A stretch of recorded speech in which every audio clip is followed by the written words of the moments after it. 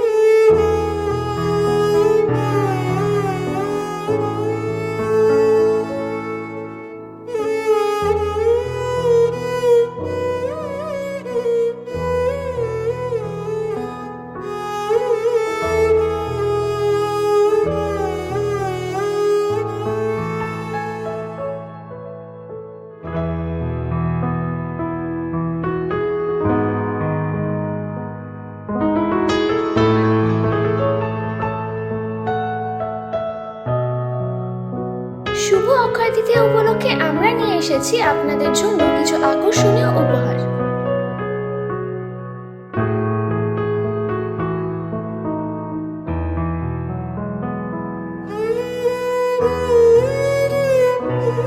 ৳501 জমা দিলে পেয়ে যাচ্ছেন একটি ব্যাগ।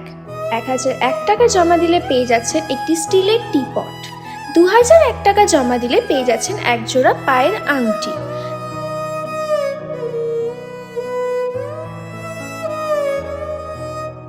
3001 টাকা জমা দিলে পেয়ে যাচ্ছেন রূপোর বেবি চেন। 5001 টাকা জমা দিলে পেয়ে যাচ্ছেন সিঁদুর কৌটো অথবা লেডিস রিস্ট চেন। 7001 টাকা জমা দিলে পেয়ে যাচ্ছেন একটি বড় চালের ড্রাম। 10001 টাকা জমা দিলে পেয়ে যাচ্ছেন স্টিলের সবজির র্যাক।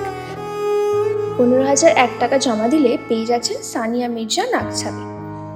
20001 টাকা জমা দিলে পেয়ে যাচ্ছেন পলার আংটি সোনার।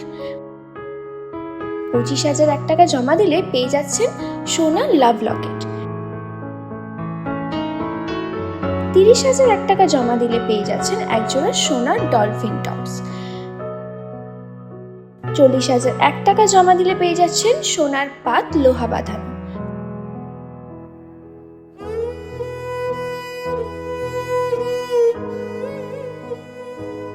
50001 টাকা জমা দিলে পেয়ে যাচ্ছেন সোনার পেন্ডেন্ট টার্সেল সহ।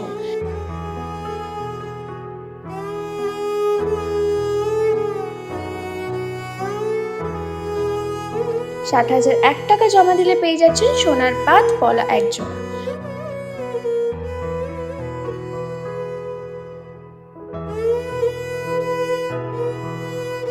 70,001 টাকা জমা দিলে পেয়ে যাচ্ছেন একজোড়া সোনার পাত শাখা।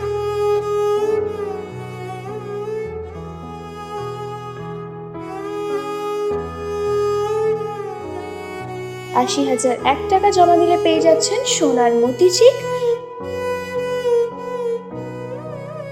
1,01,000 টাকা জমা দিলে পেয়ে যাচ্ছেন সোনার মতি সীতাহার।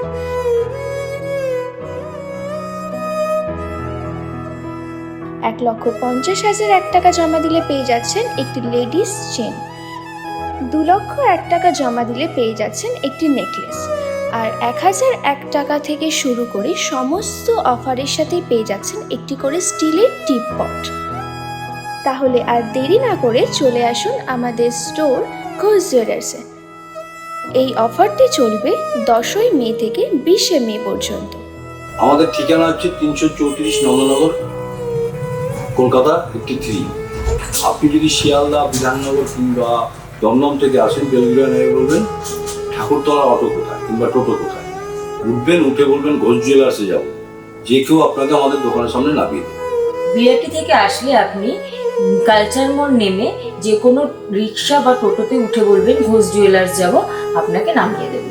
ঘোষ জুয়েলার্সের সম্পর্কে আপনার বিস্তারিত জানতে হলে আমাদের স্ক্রিনে নাম্বারটা আপনি ফলো করবেন, সেই নাম্বারে কন্ট্যাক্ট করবেন, সমস্ত ডিটেলস বলে দেবো। ধন্যবাদ।